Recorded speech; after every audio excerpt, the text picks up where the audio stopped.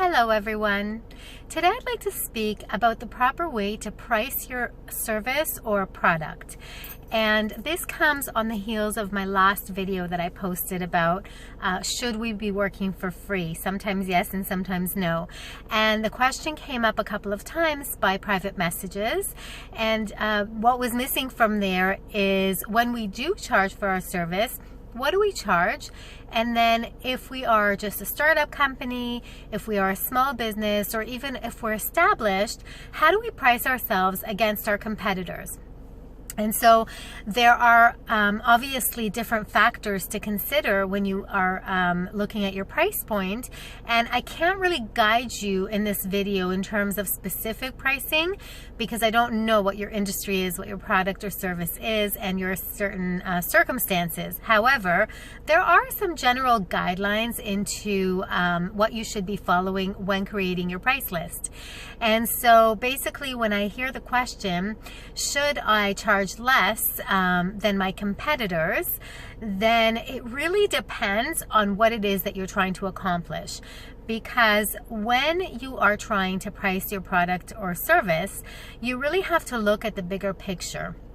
People that will view you as valuable, as an expert, and as a competitor to the people or companies that are already out there will generally be willing to pay what you're worth. So you really have to determine what it is that you value yourself at and your company and your service, and then price it accordingly.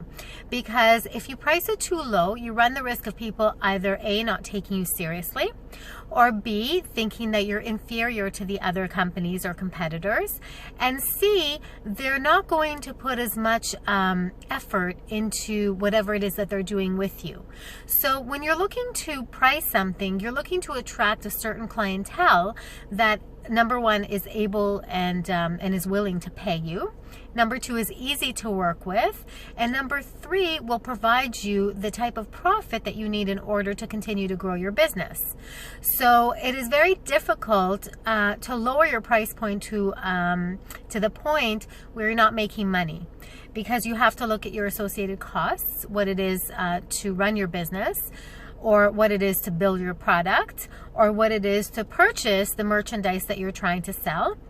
And then it's also about branding and marketing. So it's not a smart marketing strategy to price yourself too low, because you're going to attract the kind of people that will continue to keep bartering with you, that will continue to ask for discounts and bargains and free services, and that's not who you really want. Unless you're specifically targeting that kind of population, it's better to stick with the price point that will attract your target audience.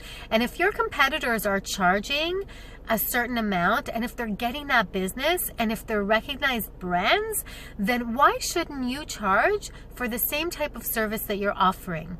So you have to think of it in those terms. You have to look at yourself and say, I have a certain expertise, I have a certain market that I'm trying to target, and my time, my services, my products are valuable, and those people that are willing to pay for it are going to value what they're getting back in return. So basically, you're also looking at value added. So instead of lowering your price, which some people might decide to do as part of the marketing strategy, you can just increase what it is that you're giving to them. So you say to them, okay, well, I'm going to charge you X amount, and it is in line with what the industry is currently charging. However, because you're going to become my client and I value your business, I'm going to add for you this or that. I'm going to make sure that you receive extra customer service care or extra customer support, technical support, whatever it is that they need, or you offer them maybe an extended warranty, something that will set you apart from your competitors, but will not devalue what it is that you're giving to them. Because if other people are charging and getting that price point, there is no reason why you shouldn't be as well. So there are ways to go about this, There are lots of different strategies that you can tackle, and I'd be more than happy to discuss those with you.